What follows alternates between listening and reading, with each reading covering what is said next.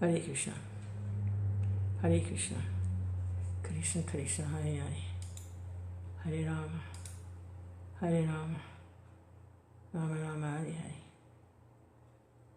Hare Krishna. Hare Krishna. Krishna Krishna Hare Hare. Hare Rama. Hare Rama. Hare Krishna. Hare Krishna. Krishna Krishna Hare Hare. Hare Rama. Hare Rama. Rama Rama Hare Hare. Hare Krishna. Hare Krishna. Krishna Krishna Hare Hare. Hare Rama. Hare Rama. Rama Rama Hare Hare. Hare Krishna. Hare Krishna. Krishna Krishna Hare Hare. Hare Rama. Hare Rama. Rama Rama Hare Hare. Hare Krishna. Krishna Krishna Hare Hare. Hare Rama. Hare Rama. Rama Rama Hare Hare. Hare Krishna. Hare Krishna. Krishna Krishna Hare Hare. Hare Rama. Hare Rama. Rama Rama Hare Hare. Hare Krishna. Hare Krishna. Krishna Krishna Hare Hare. Hare Rama. Hare Rama. Rama Rama Hare Hare. Hare Krishna. Hare Krishna. Krishna Krishna Hare Hare. Hare Rama. Hare Rama. Rama Rama Hare Hare. Hare Bo. Hare Bo. Hare Bo. Hare Bo. Hare Krishna. Krishna. Hare Krishna. Hare Krishna. Krishna Krishna Hare Hare. Hare Rama. Hare Rama. Rama Rama Hare Hare. Well, it was another incredible, blissful morning at the temple. Just incredible. It's never the same. I mean, oh God, it's never the same. Oh, Hare Krishna, Hare Krishna, Krishna Krishna, Hare Hare. Hare Rama, Hare Rama, Rama Rama, Hare Hare. Hare Krishna, Hare Krishna, Krishna Krishna, Hare Hare. Hare Rama, Hare Rama, Rama Rama, Hare Hare. Hare Krishna, Krishna Krishna, Hare Hare. Hare Rama. Oh God, why? I say, like, why me? Why me? Why am I able to relish like this, and I don't see the others around me relishing like this? Why me? It's like, oh, Krishna. Anyway, maybe if they see someone, or like say, see me actually chanting in ecstasy, maybe it will help them just to see it. I mean, that's what Srila Gauri Das says, they have to see it. And they fight it like anything. Oh my goodness. If there's any kind of feeling or anything, they immediately try to squash it or hide it, or they go right into their, I have to control my mind. But it's not coming from the mind, it's coming from the heart. It's like, Govinda. Well, anyway, I just have to say, Krishna, Hare Krishna, Hare Krishna, Krishna Krishna, Hare Hare. Hare Rama, Hare Rama, Rama Rama, Hare Hare. So I had some realization I wanted to share in interaction with a devotee, and came in pretty close to this person, giving a lot of association to them, and also taking their association. I do that. I'll take someone's association so that I can get to know them. And then it's interesting what happens, because then there's the connection is very strong, and then Krishna usually does something to help both of us, give realization to both of us. Hare Krishna, Hare Krishna, Krishna Krishna, Hare. So this devotee is very, very powerful. They're very, very strong. They don't really have any position within the society. They're on the edge, but because of the progress they've made in spiritual life, in this life and probably in previous lives, they're extremely powerful. Especially physical strength. They have physical strength, like, oh my God. And they have a kind of opulence. I was thinking about the opulences, they're discussed. There are 6 basic opulences. Of course, Krishna has them in full. There's beauty. If someone has a lot of physical beauty, that's an opulence. And there's knowledge. If someone has a lot of knowledge, that's also an opulence. If someone has is very renounced, that's also an opulence. If someone's very famous, very well known by everyone, and that's also an opulence. How many was that? What did I forget? Well, strength. Strength is an opulence. Is that 5 or 6? Well, anyway, there's opulences. So this devotee, they have a lot of strength. I mean, they're powerful. I mean, they physically, they're very powerful. And it appears that a lot of times they don't even know what to do with all their strength. And kind of like Banasura, he had 1,000 arms. And he had to use them because he had them, but he didn't know what to do with them. So he ended up, pounding on mountains just so he could use his strength, which was given to him by Shiva, Lord Shiva. Hare Krishna, he was a worshipper of Shiva. But he did receive the benediction, Banasura, that he would find someone, because he went to Lord Shiva and he said, "My Lord, you've given me this strength, and you've given me these arms. I don't know what to do with them. I can't find anyone who will fight with me. I don't know what to do with all these arms, all this strength." And Lord Shiva reassured him, "Yes, it's one day you will meet a suitable match, and you will fight. You will use all your arms." So, of course, that was Krishna. And he did. This was Banasura's daughter, became attached to Krishna's grandson. This is Dwarka Leela. And Banasura didn't like it because he didn't arrange the match. Even though he saw that Aniruddha was a suitable match for his daughter, he didn't like it because he didn't arrange the match. And he thought his family reputation would be ruined because his daughter was having an illicit affair with Krishna's grandson. So evidently she'd also become pregnant. So that was, he was humiliated, his reputation, became very angry. So there was a fight. They captured Aniruddha, and then of course the Yadus had to come to his defense. And Krishna came and he fought with Banasura. I think I've got that pastime down right. I don't know. I haven't read it in a while. I hope I didn't mess it up. But the idea is that he did meet Krishna, this Banasura, with all his physical strength. He met Krishna, and of course, he could not defeat Krishna, even though he was using all of his strength, all of his arms, to fight with Krishna. Kaliya had a similar thing. He was using all his heads and his coils and everything to try to fight Krishna, but he was defeated by Krishna. So actually Krishna cut off all of his arms except for 2. So he was cut down to size, so to speak. And so this devotee's kind of like, reminds me of that story of Banasura. He's got all this strength and he does not know what to do with it. And he's not only strong physically, but he's strong headstrong. He's got like 1 speed. He's got 2 speeds. Oh, he's got 1 speed, super fast. He doesn't even have stop. He's just got 1 speed, super fast. And he can change direction on a dime. Like he's going down this way and then, nope, change direction, that way.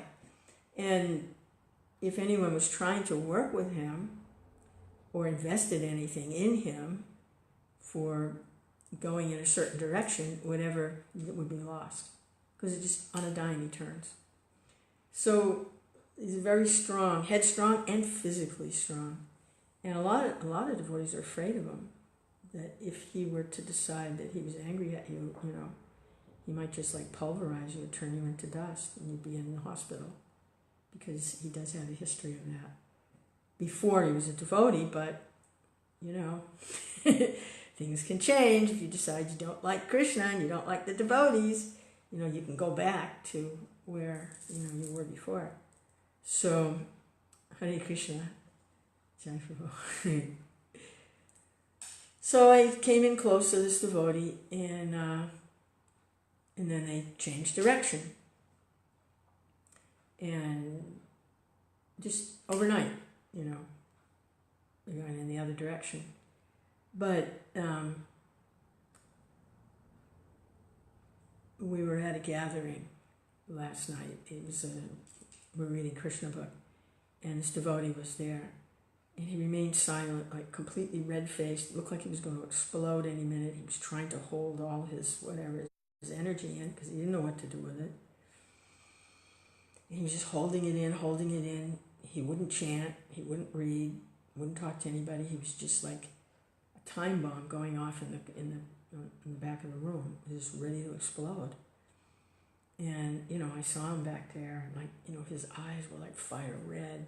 There were tears in them because he wants to surrender, but he doesn't. He needs help. Okay? He needs help surrendering. We all do.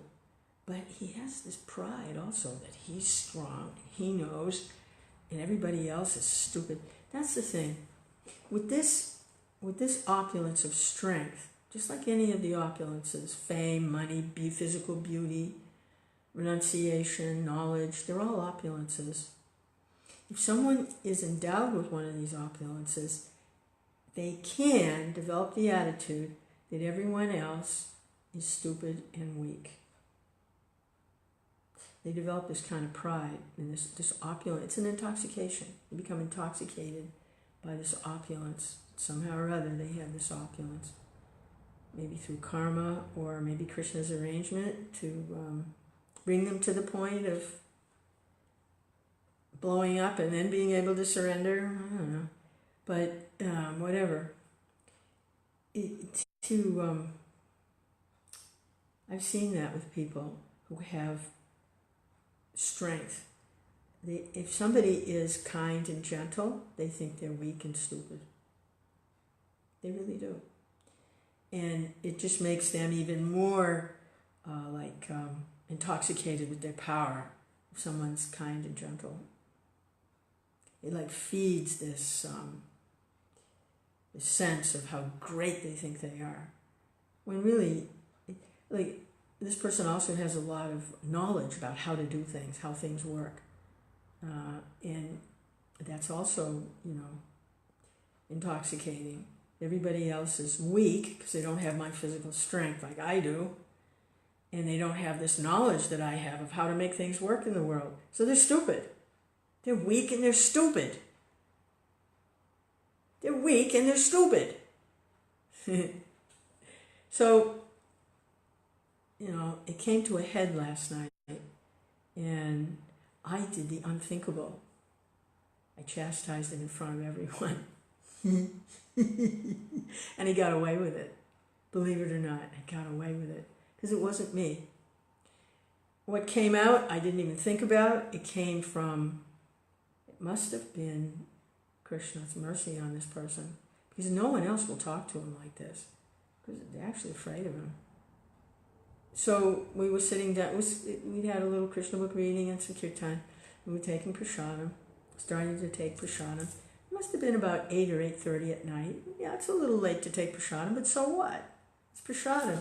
These devotees never get to see each other. Once a week they meet, and it's like a little Thanksgiving. It's like a little holiday. They're happy just to be together, just to sit together and just appreciate each other for what they are.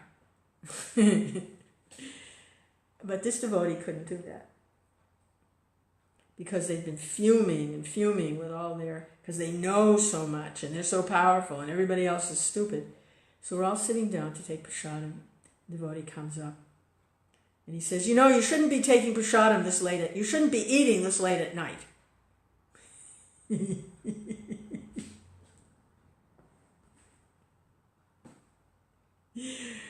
Oh man, I could see my opening right there, that, you know, I was going to have an opening to try to cut away some of this, okay? And So nobody challenged him. They just sat there, they had the plates in front of them. And here he was, peeing on everybody while they're trying to take prashadam. He's passing crap on everyone, passing crap on their plates while they're trying to take prashadam. He's standing there fuming because he quoted some authority on health and at night and this and that and the other thing. He's going on. And they're just sitting there, just want to take some prashadam. It was just a little rice and some sabji. I mean, come on. This is Lord Chaitanya's movement. Prashadam is completely transcendental. It's a way to relate to Krishna and to for devotees to feel together in Krishna consciousness, to relish prashadam. Just like hearing Krishna's message together, taking prashadam together. I mean, Christians know this. You break bread together. The bread on the table and the bread in the Word. And so he couldn't help himself because he had this knowledge about eating late at night. Now I happen to know that this devotee eats all kind of garbage during the day. All kinds of garbage. All kinds of crap from the fast food store. All kinds of nonsense stuff. I mean, he eats all kinds of crap. So it just coming from him, it was so bizarre. I could understand that he had an internal struggle and it was coming out like this. And actually my heart went out to him, but it went out to him in this way. I stood up, got right in his face, and I said, don't talk like this to the devotees when they're taking prashadam. You're taking prashadam. Don't talk like this. You're making everyone feel bad about taking Krishna's prashadam. Stop it. And he just looked at me like, all right, then you'll all get sick. And I said, look, you're hovering like a big dark cloud over everything. You don't know anything. I mean, you're a big know-it-all. You know everything about everything, but you don't know anything about Lord Chaitanya's movement. He said, that's right, I don't know anything. I said, that's right, you don't. And he fumed and he went out. But it was just something Krishna gave me to say to this person. Because no one will confront him. No one will correct him. They won't do it. He had to be helped like that. Anyway, that's how I saw it. So when I sat down, and then, of course, the conversation over the prashadam was very lively because we'd had this high energy exchange. And they were talking about forgiveness and tolerance and all this stuff. And I'm like, yeah, right, okay. Hare Krishna, Krishna Krishna, Hare Hare. It was very funny. So I'm waiting to see what happens with this person. Actually, I experienced a little fear because I thought, geez, he's kind of a loose cannon. I mean, what if he decides, Charles Manson takes over, and, I confronted someone who's as good as God in his mind, and he decides that I'm a miscreant and I have to be killed or something. I mean, these things go on. So I was like, So I put a special lock on the gate last night. Hare Krishna. What the heck, But, yeah, so these things, they're intoxicating, and then people think that everybody else is stupid and weak. And so their access to be able to relish the loving moods that are being given to us in this incarnation of Sri Krishna Chaitanya is they don't have access because they have this pride. And it could be pride of money, it could be pride of personal beauty, it could be pride of fame, it could be pride of wealth, wealth. And in this case, it's a combination of a kind of knowledge, worldly knowledge, how to fix things, how to do things, and physical strength. So, I mean, this poor person's got a double whammy. They've got two of them that, So, I hope that helped, that somebody stood up to him because he needed it. He needed it. Hare Krishna, Krishna Krishna, Hare Hare. So we'll see what happens. Hare Ram, Ram Ram, Hare Hare. Hare Krishna, Krishna Krishna, Hare Hare. Hare Ram, Hare Ram, Ram Ram, Hare Hare. Hare Krishna, Krishna Krishna, Hare Hare. Hare Ram, Ram Ram. I think just those few little words were timed properly, that his fever pitch was at such a point that when those words went in, they were able to cut something, because he was at the height of knowledge and strength when I was able to speak those words to him by Krishna's arrangement, that, oh, you're just a big know-it-all, but you don't know anything about Lord Chaitanya's movement. I'm hoping just those few little words try to help him, but never know. Hare Krishna, Krishna. It helped me have that realization about how intoxication with these opulences, which are temporary, but it's intoxicating. It's like you don't have those opulences forever. You just have them for a little while. Just like somebody doesn't go to the heavenly planets forever. They only go for a little while. But they can become intoxicated. So that's what happened last night. And it's funny because I really didn't say anything to anyone else. That was really the only thing I said all night. For some reason, I couldn't even read. All I could do was hear. Sometimes I get like that. I can't read. All I can do is hear. And the only time I opened my mouth was to snap at this person. Then it was quiet again. Hare Krishna. But the devotees went on and on and on for an hour or so, all about, forgiveness, tolerance, blah, blah, blah. I said, you think I shouldn't have spoken to him like that? And no one said no.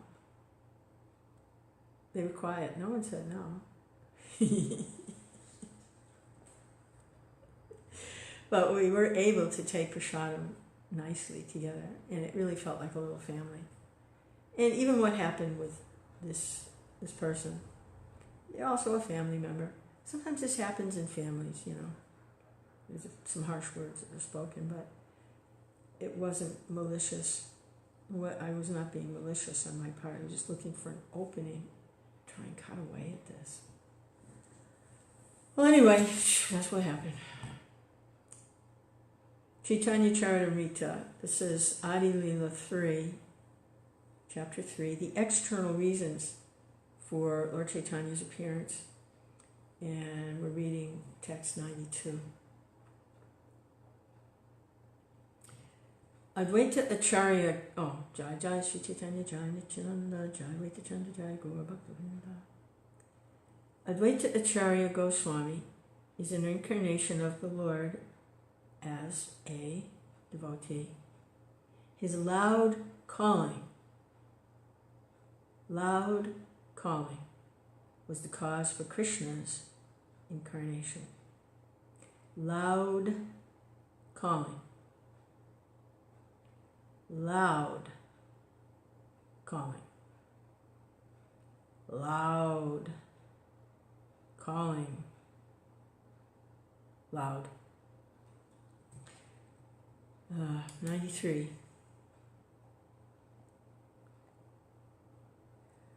Whenever Sri Krishna desires to manifest his incarnation on earth, first he creates the incarnations of his respectable predecessors.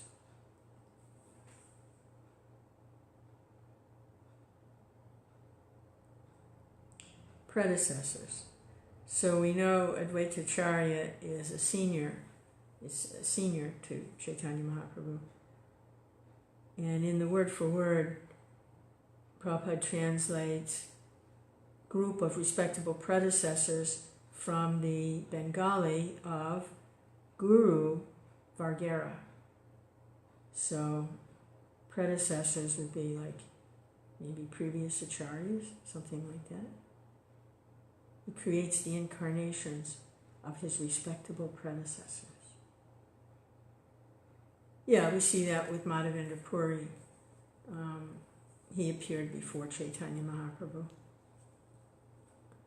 Hare Krishna, in preparation for the appearance of the Lord, specifically in that incarnation as Chaitanya Mahaprabhu.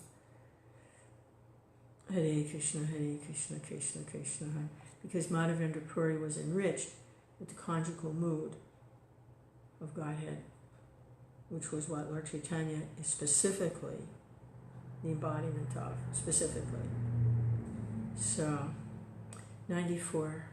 Thus, respectable personalities such as his father, mother, and spiritual master all take birth on earth first.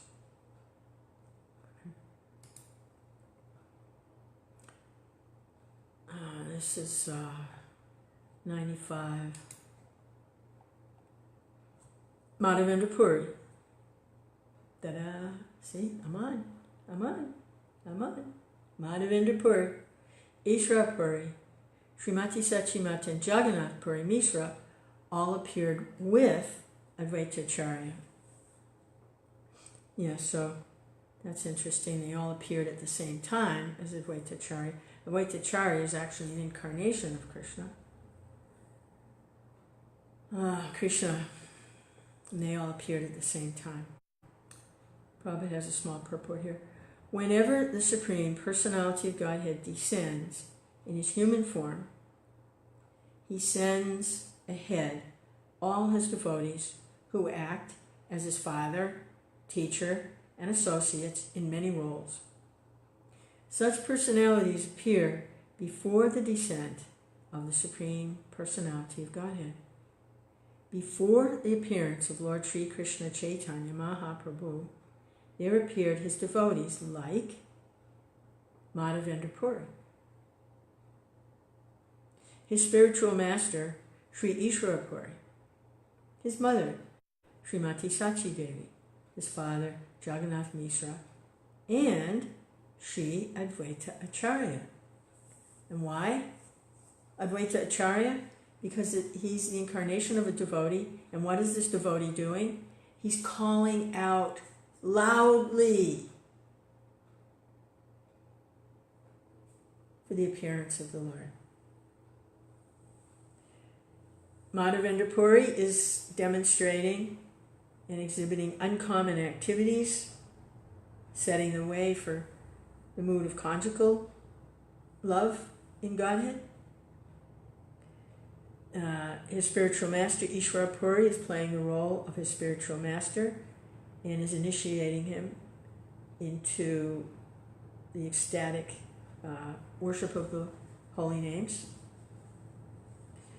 And his mother is there. Everyone has to have a mother. And Jagannath Mishra, his father, is there. So he has a mother and a father. And Sri Advaita Acharya, who's the incarnation of a devotee, who's bringing the incarnation of Krishna Chaitanya to become manifest by his loud calling.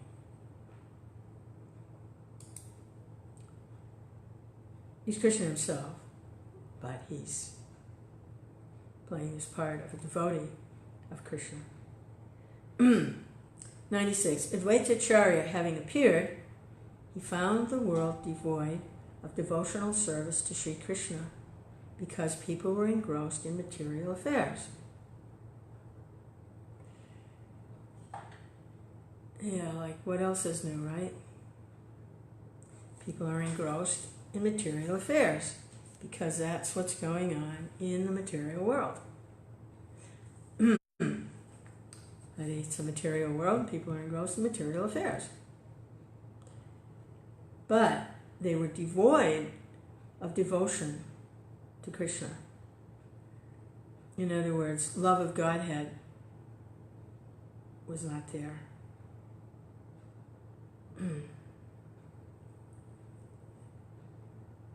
That's a really miserable condition. How can you live in a world without love? There's an old 60s song, saying, lock me away and don't allow the day. Here inside I will hide. In my loneliness, I won't live in a world without love. So, that's what happens. And that love is love of Godhead, is the source of all love. And if there's no attraction for love of Godhead, then there's no love in the world. It's only lust. And what's lust? Material activities. Krishna, phew. Text 97. Everyone was engaged in material enjoyment, whether sinfully or virtuously. No one was interested in the transcendental service of the Lord, which can give total relief from the repetition of birth and death. Yeah, it's kind of like, say no to drugs, right? They have this thing now because it's a big problem. People take so many drugs. Well, the drug peddlers on the street, if they get caught, they get arrested. But what about the drug peddlers in the medical field? It's still drugs. And they addict people to them. So it's like, same thing here. Everyone was engaged in material enjoyment, sinfully or virtuously. It was still material enjoyment. No one was interested in transcendental service to the Lord, which can give total relief from the repetition of birth and death. So Prabhupada has a small purport here. Advaitacharya saw the entire world to be engaged in activities of material piety.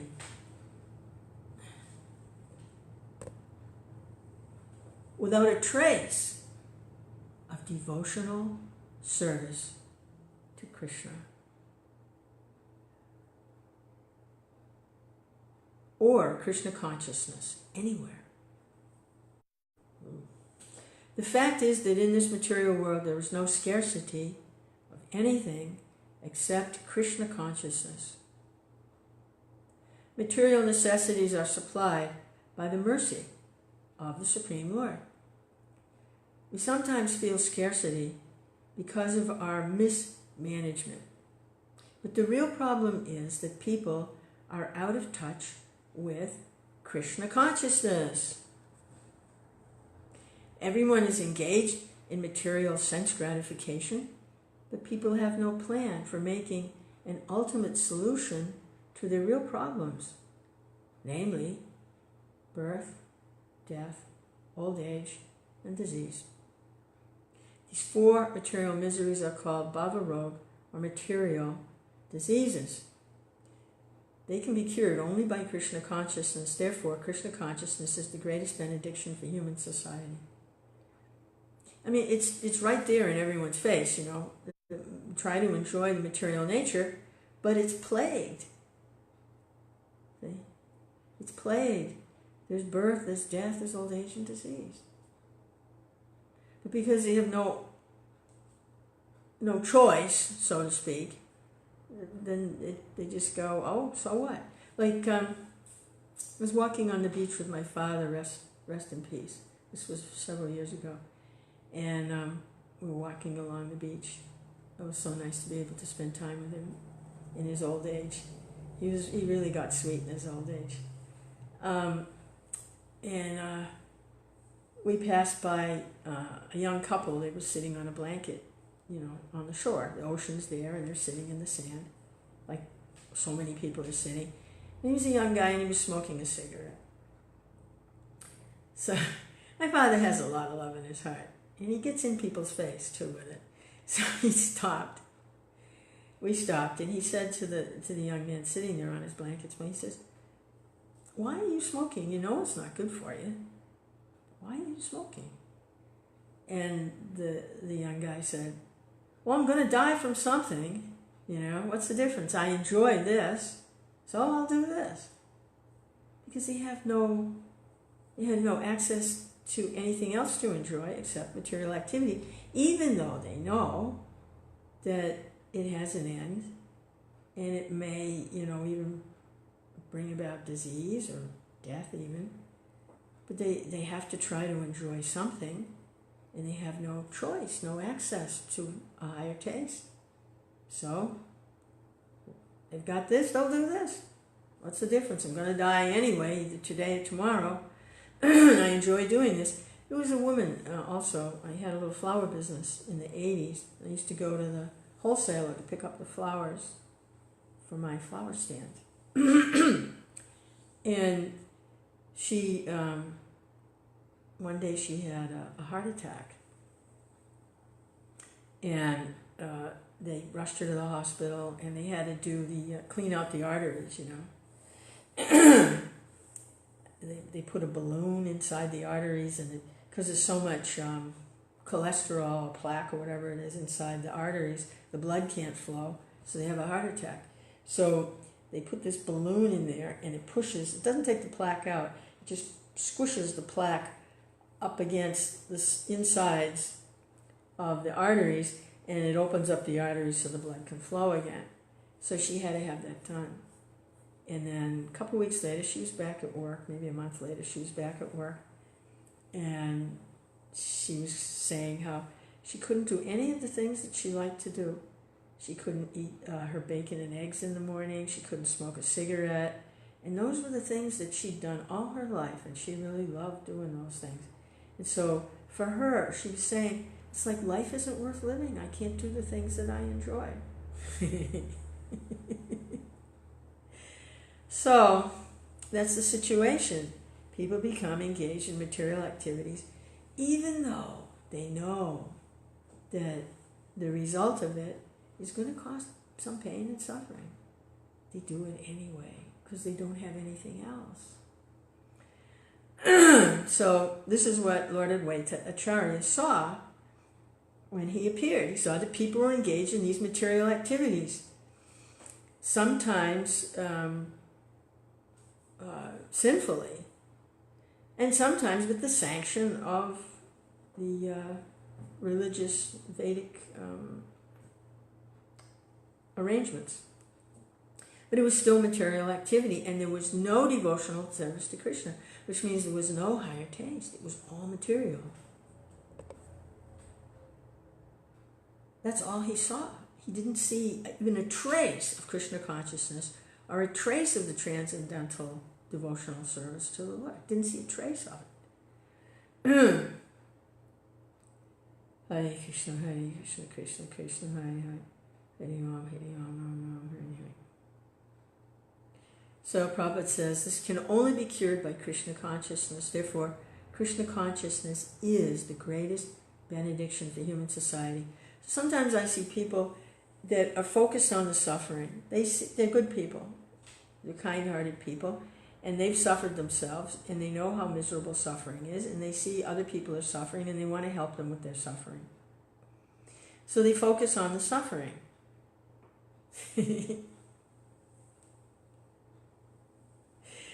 And they make some arrangement. They have seminars to help people deal with guilt or anger, or there's some seminars now going on in this community for learning how to forgive.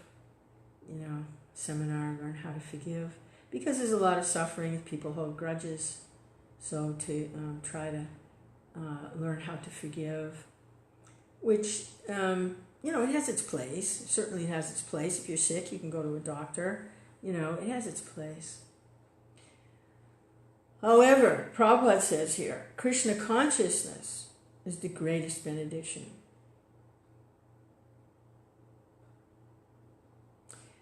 So, Srila Vyasadeva, I was thinking about that this morning, he had that same predicament. He saw the suffering in the world, this is Srila Vyasadeva, and he applied himself to trying to alleviate that suffering by giving good instructions and prescriptions and formulas and whatever according to the three modes of material nature to try to help people come out of the suffering, to elevate themselves. But what he found was that he himself was not blissful. He was not satisfied. He was actually kind of morose. Even though he'd done this, he presented the Vedas, vast storehouse of knowledge to try and help people who are suffering within the material world. And his spiritual master Narada helped him with that. That to become blissful, you must, and to help other people become blissful, the way to do it is to glorify Krishna, the Supreme Personality of Godhead, and his devotees. That's the ultimate benediction for you to become blissful and for everyone else, because that's the goal of life. That's the goal of it all. And that's how we have Srimad Bhagavatam, which is the ultimate commentary on the Vedanta Sutra. It's the Summum Bonum. So, this is going on, trying to help people control their minds, like this and that and the other thing, but ultimately, glorification of Krishna in loving devotional service, which means ecstatic worship. That this is the ultimate benediction. And that's what Vyasadeva was able to access by the mercy of his spiritual master Narada Muni, who was an ecstatic devotee and travels everywhere, who is an ecstatic devotee, travels everywhere. How does he travel? On the sound vibration of ecstatic love of Godhead. Narada goes everywhere in the material and spiritual world.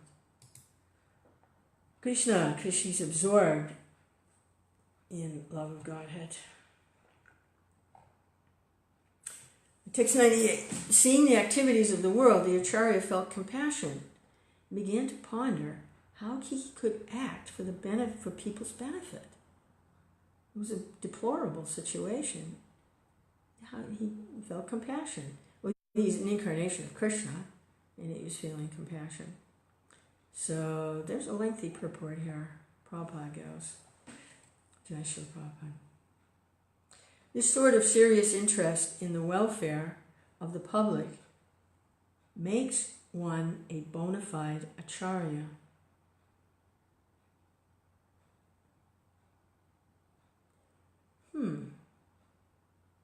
Wow.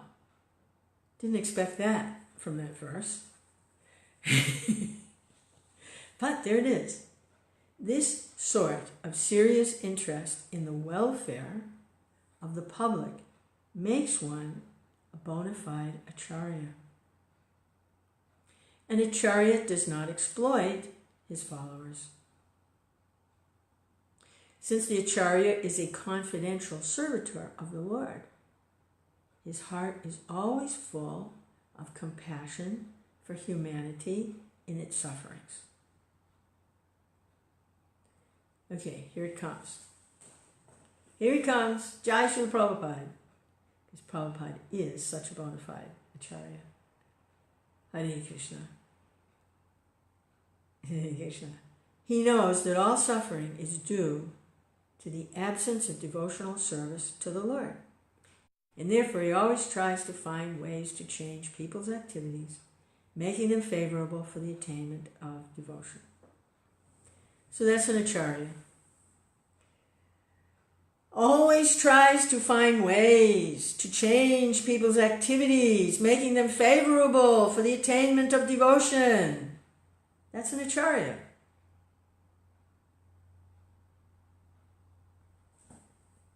They feel compassion.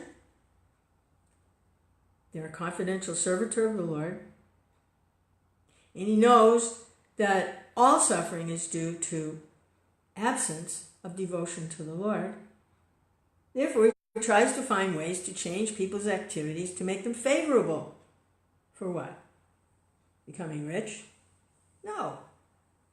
For attainment of devotion. That is the qualification of an acharya.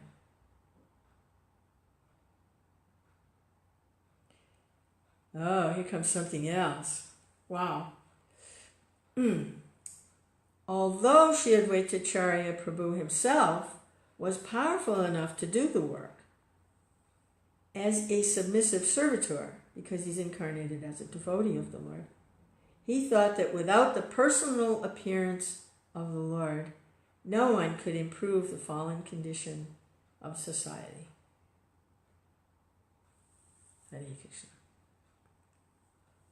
The personal appearance of the Lord. Hare Krishna, Krishna Krishna, Hare Rama, Rama Rama.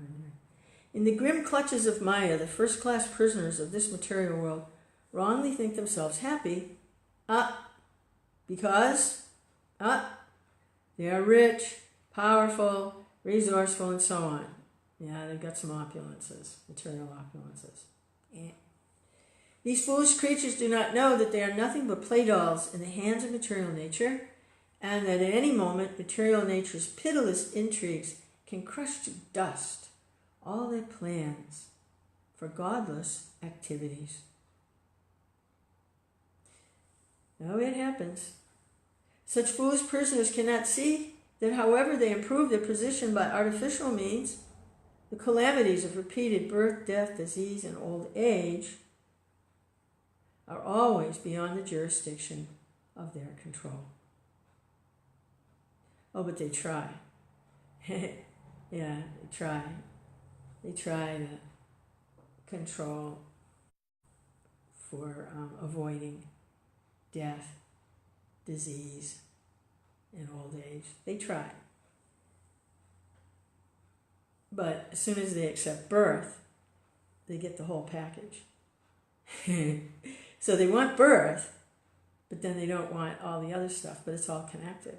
As soon as you take birth in the material world, you get the other three too. They're in the box. Death, disease, and old age, as soon as there's birth. So, Hare Krishna, it's like, it doesn't work. Foolish as they are, they neglect these major problems of life and busy themselves with false things that cannot help them solve their real problems. They know that they do not want to suffer death or the pangs of disease and old age, but under the influence of the illusory energy, they are grossly negligent and therefore do nothing to solve the problems. This is called Maya. People held in the grip of Maya are thrown into oblivion after death. And as a result of their karma, in the next life, they become dogs or gods, although most of them become dogs. Oh God. Hare Krishna. To become gods in the next life, they must engage in devotional service of the Supreme Personality of Godhead. Otherwise, they are sure to become dogs and hogs in terms of the laws of nature. Yeah, the gods, Prabhupada's referring to the demigods, or these this post of management of cosmic affairs, universal affairs.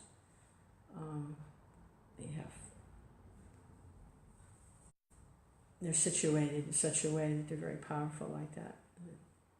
Administrators and controllers of the material universe.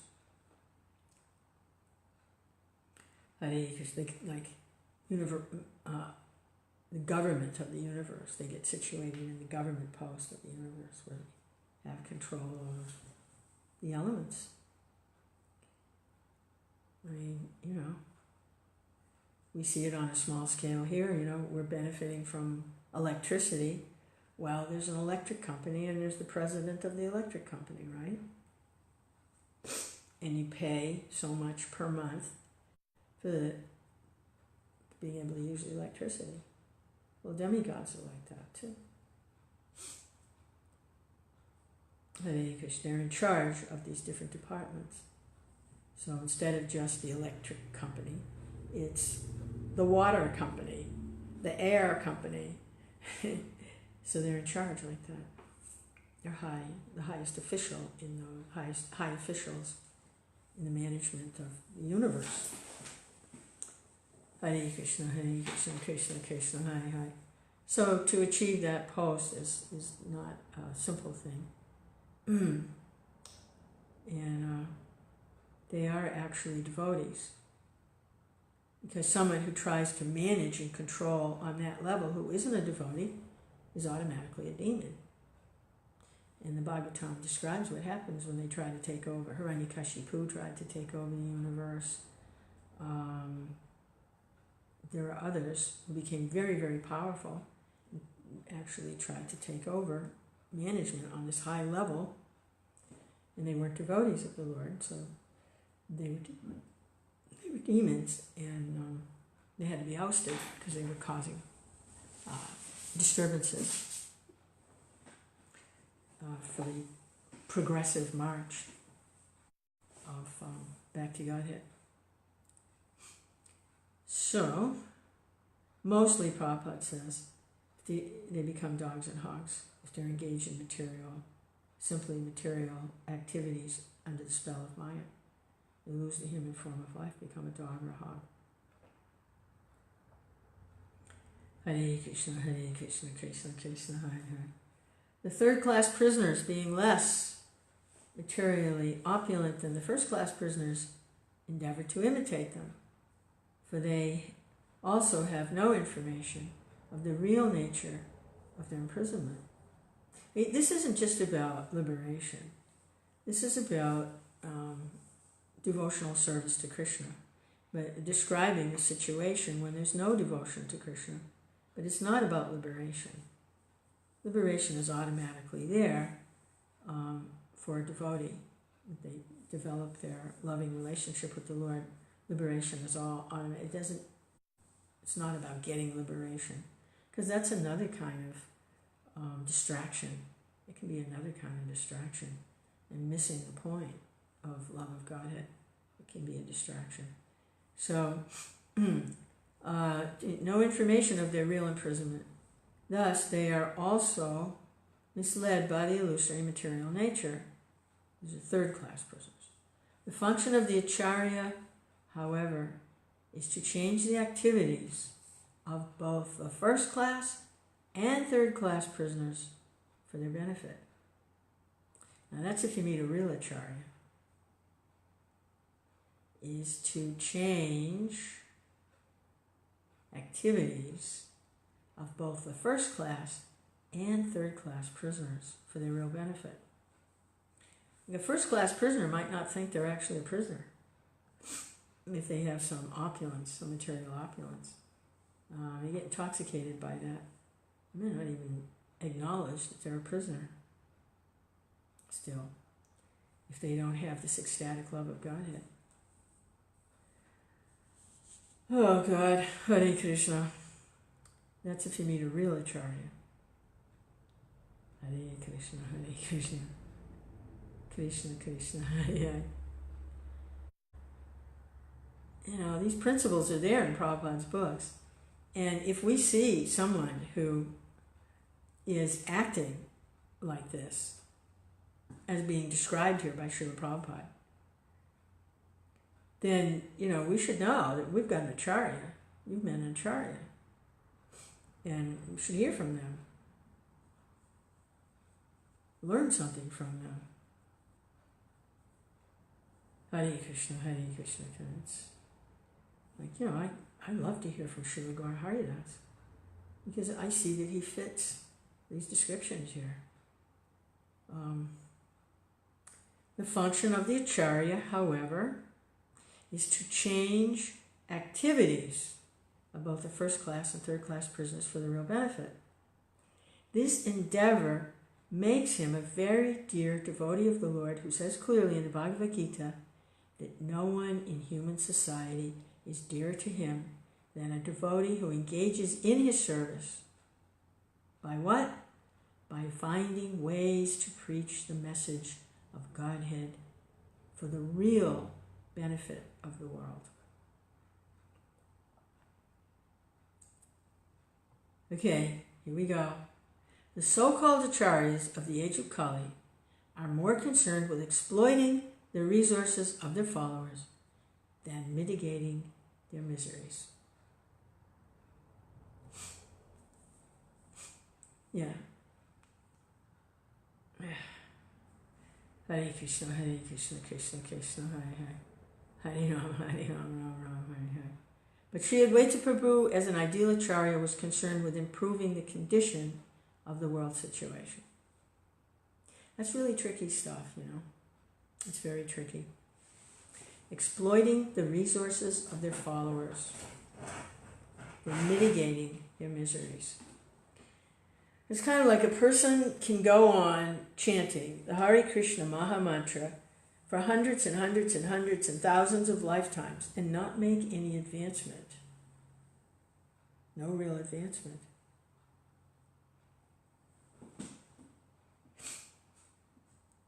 If they don't receive the mantra,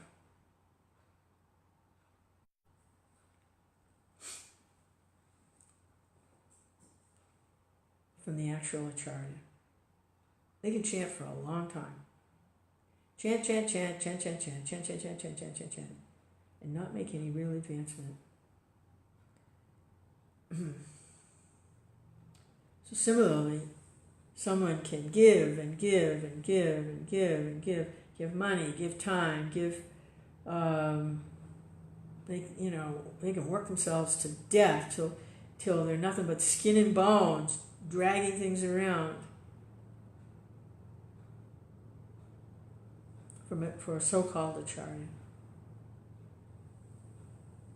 Because that acharya is not able to actually mitigate their miseries. They can take their resources, they can suck them dry, but they can't actually mitigate their miseries.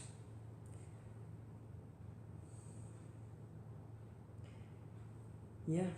And that can go on for lifetimes and lifetimes and lifetimes, just like chanting Hare Krishna for lifetimes and lifetimes and lifetimes, and not making any advancement. Not really. That can go on. But a real acharya is not like that. He's not interested in exploiting his followers. He's compassionate. Out of love. He's a confidential servitor of the Lord out of love of Godhead, love of Krishna. He wants to mitigate the sufferings of his followers so that they can also experience what he's experiencing. It's not about exploiting. So, there's the acharya. Hare Krishna. Krishna. Oh good, there's no purport on this one because I'm still processing that last purport.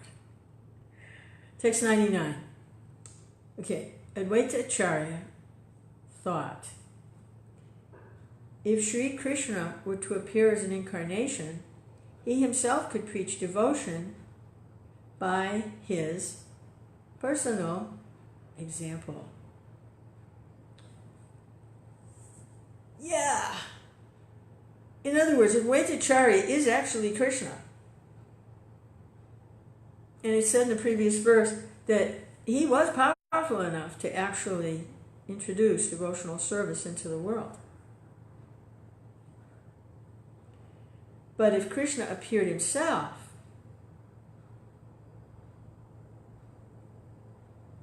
as himself, Krishna, he could preach devotion by his personal example. That's interesting because Advaita Acharya is an incarnation of a devotee.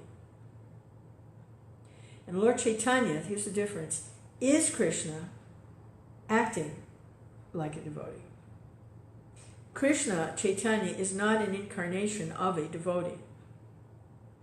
Krishna Chaitanya is Krishna, acting as a devotee. So there's a difference. Advaita Acharya is an incarnation of a devotee, so his relationship with Krishna Chaitanya is that of service. Just like Nityananda is also Krishna. He's a Vishnu Tattva, but he's incarnated. I forget what he is. We're going to read about that. But anyway, his mood is also service to Krishna Chaitanya. Krishna Chaitanya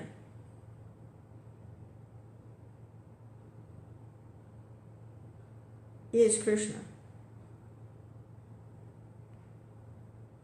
in the mood of Radharani. So that's the difference. He is Krishna, but he's adopted the mood of Radharani.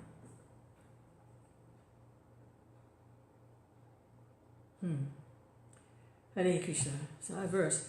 If Advaitacharya thought if Sri Krishna were to appear as an incarnation, he himself could preach devotion by his personal example.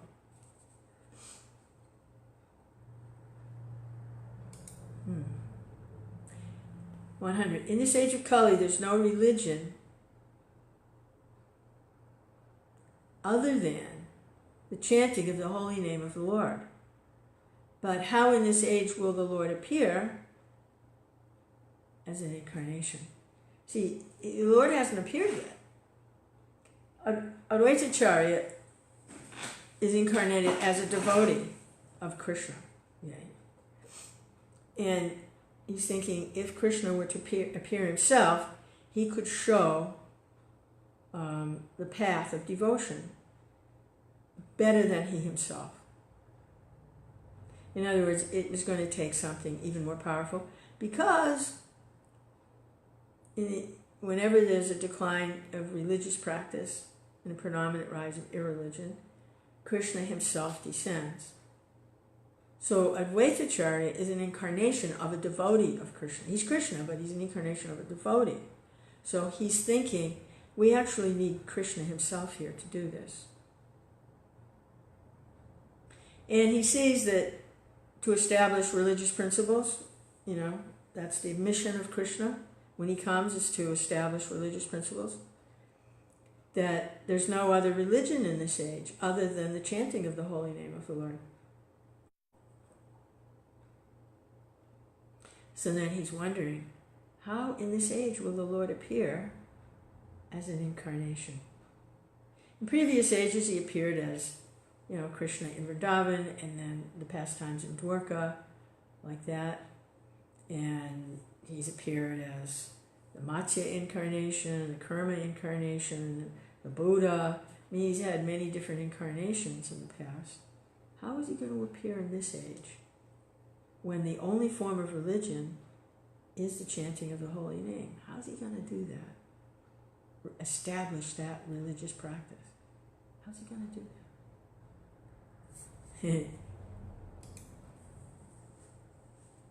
So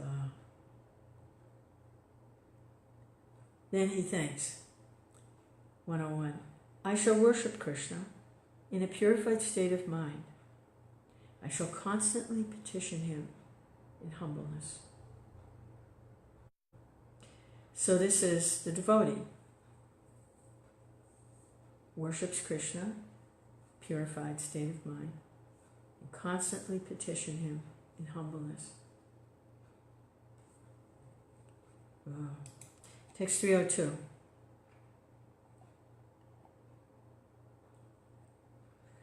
This is Advaita. Wow, nice. Text 102. He's thinking, my name is Advaita. My name Advaita will be fitting if I am able to induce Krishna to inaugurate the movement of the chanting of the holy name. There's a little purport here. Well, in the word for word, Advaita means non-dual. So, probably maybe going to discuss this, because the verse is, my name Advaita, which means non-dual, will be fitting if I am able to induce Krishna to inaugurate the movement, the chanting of the holy name. Yeah, the purport probably discusses a little bit about this. The non-dualist,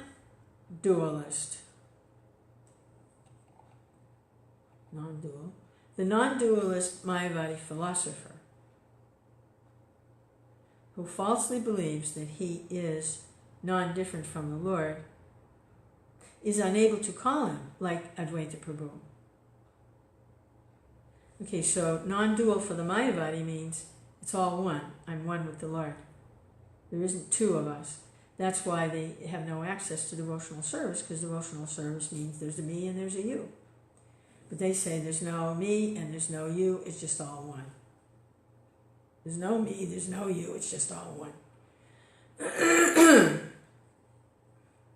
So, for the Mayavadi, that's non-dual. So he's unable to call him like Advaitacharya. So Advaitacharya is going to give the real significance of non-dual. That's what he's saying. The Mayavadi idea of non-dual means it's all one. There's no me, there's no you, there's just all one. So Advaita's name is non-dual. So let's see what that means, because he says, by me calling the Lord, then this meaning of non-dual, which is my name, will become, we'll see what that really is. Advaita Prabhu is non-different from the Lord. Yet, in his relationship with the Lord, he does not merge in him, but eternally renders service unto him as a plenary portion. Hare Krishna, Hare Krishna, Krishna. So plenary means complete. Or it's like a portion, but it's a complete portion, complete whole. It's complete. It's just as complete as the complete. It's complete. Plenary. Hare Krishna. Okay. This is inconceivable for Mayavadis because they think in terms of mundane sense perception, and therefore they think that non-dualism necessitates losing one's separate identity. Hare Krishna, Hare Krishna, Krishna Krishna. That there can be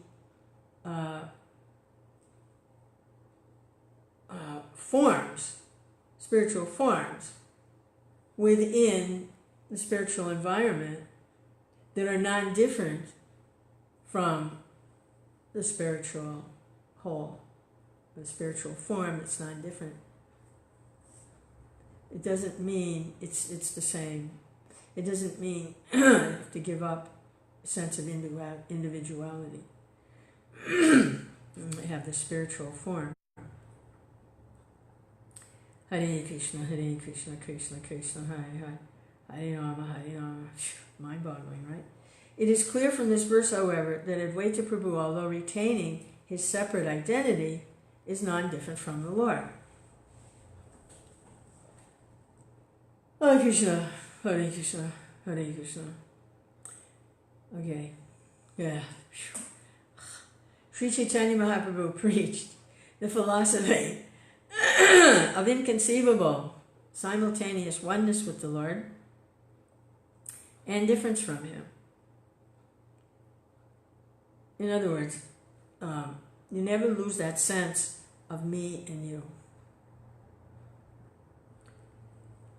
My existence and the Lord's existence, even though there's no difference. Spiritual forms and not material forms. Conceivable dualism and monism are conceptions of the imperfect senses which are unable to reach the transcendence because the transcendence is on the conception of limited potency. The actions of Sri Advaita Prabhu, however, give tangible proof of inconceivable non-dualism. One who therefore surrenders unto Sri Advaita Prabhu can easily follow the philosophy of inconceivable simultaneous dualism and monism.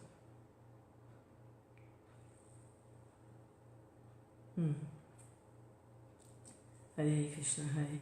How we can be one, and yet within that one, there's me and you.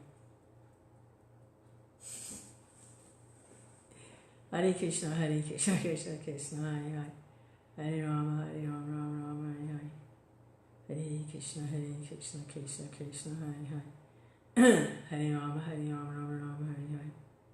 That's what holds the spiritual world together, because it's a loving relationship. There's me and there's you, and we're united in loving exchange. Hare Krishna. Hare Krishna, Hare Krishna, Krishna Krishna, Hare Hare. Hare Rama, Hare Rama, Rama Rama, Hare Hare. Woo! All right, shoo. Oh, good, no purport. Hare Krishna. Can't recuperate from that last one. 103. While he was thinking about how to propitiate Krishna by worship, the following verse came to his mind.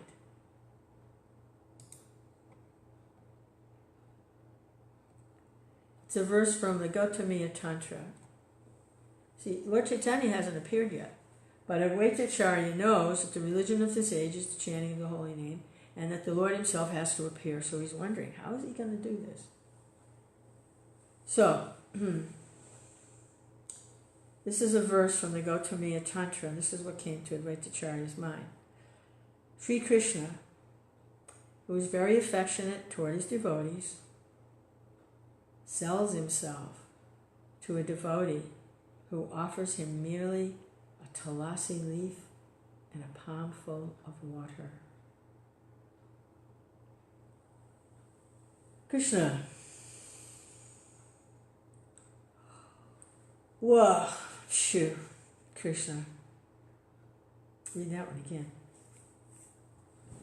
Sri Krishna, who is very affectionate toward his devotees, sells himself to a devotee who offers him merely a tulasi leaf and a palmful of water. Hare Krishna. Okay, so this is 105 and 106.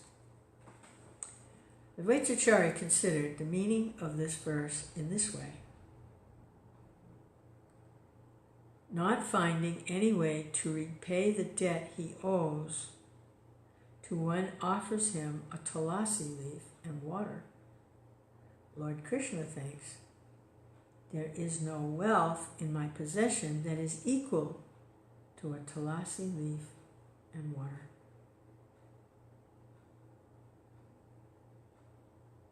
Hare Krishna. Advaitacharya considered the meaning of the verse in this way. Not finding any way to repay the debt he owes to one who offers him a tulasi leaf and water, Lord Krishna thinks, there is no wealth in my possession that is equal to a tulasi leaf and water. Hare Krishna.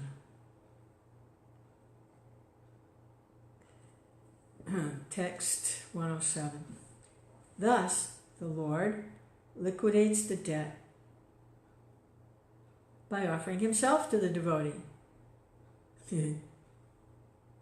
Considering this, the Acharya began worshipping the Lord.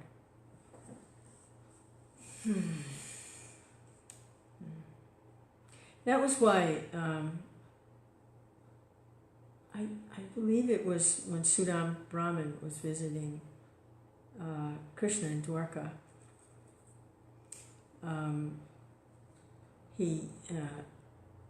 The Lord was so pleased with his old friend from his school days, seeing him, that he was offering him food from his plate. And Lakshmi Devi stopped the Lord. He offered him one handful from his plate, and he was going to offer him another. And Lakshmi said, no, don't. Because just by offering him that prasadam that you already have from your plate, he's already become extremely opulent and wealthy. And if you offer him another palmful, I'll have to go and live with him.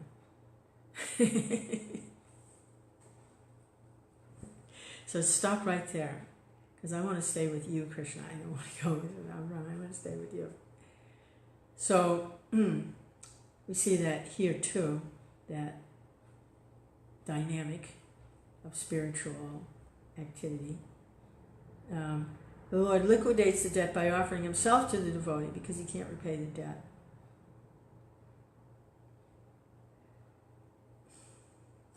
So Lakshmi Devi would have had to go because Hare Krishna, Krishna Krishna, she would be in debt to Saddam Brahman. Hare Krishna, and she didn't want to do that, so she stopped the Lord from, no, just one palmful was enough. I've already given him opulence. Just leave it at that. Hare Krishna, Hare Krishna. You've already given him opulence. You don't want to give me too. You've given him opulence. Don't give me. So she stopped it. But here, Lord Advaita understands how that works. And the Lord, how to liquidate debt. That the Lord liquidates the debt by offering himself to the devotee. And so he began to worship the Lord. Purport. Through devotional service, one can easily please Lord Krishna with a leaf of the tulasi plant and a little water. As the Lord says in Bhagavad Gita 9:26, a leaf, a flower, a fruit, or some water, patram pushpam palam tvayam, when offered with devotion, very much pleases him. He universally accepts the services of his devotees. Even the poorest of devotees in any part of the world can secure a small flower, fruit, or leaf, and a little water. And if these offerings, and especially tulsi leaves and Ganges water, are offered to Krishna with devotion, he's very satisfied. It is said that Krishna is so pleased by such devotional service that he offers himself to his devotee in exchange for it. Srila Advaitacharya knew this fact, and therefore he decided to call for the personality of Godhead, Krishna, to descend by worshipping the Lord with tulasi leaves and the water of the Ganges.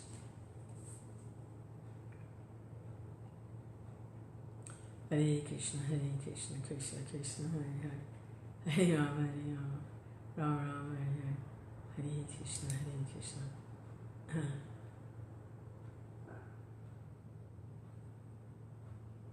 Okay, text 108. Thinking of the lotus feet of Sri Krishna, he constantly offered tulsi buds in water from the Ganges.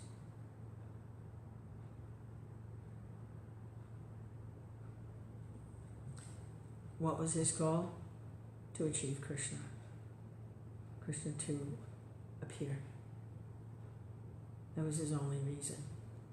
Why? Because he was compassionate. He saw the suffering in the world. And he knew that Krishna himself, personally, was the answer. So that's why he's doing them. Hare Krishna. He appealed to Sri Krishna with loud calls and thus made it possible for Krishna to appear. He appealed to Sri Krishna with loud calls and thus made it possible for Krishna to appear. Hare Krishna.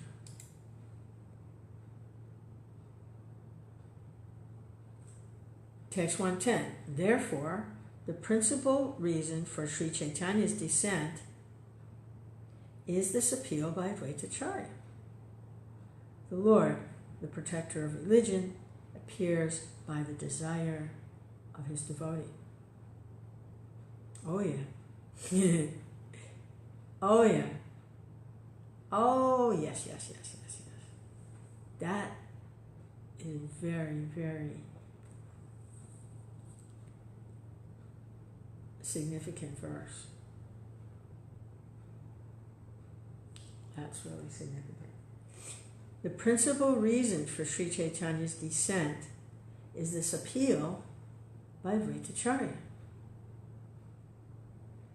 The Lord, the protector of religion, appears by the desire of his devotee.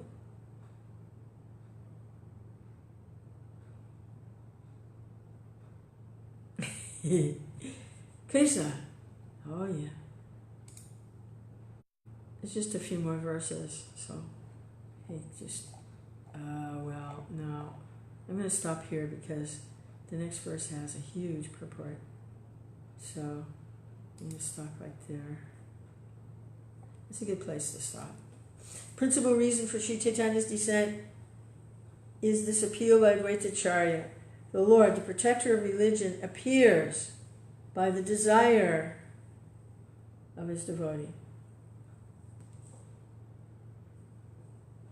Hare Krishna. Only by undivided devotional service can I be understood as I am, standing before you. Hare Krishna. Jai. Oh, Govinda. Hare Krishna.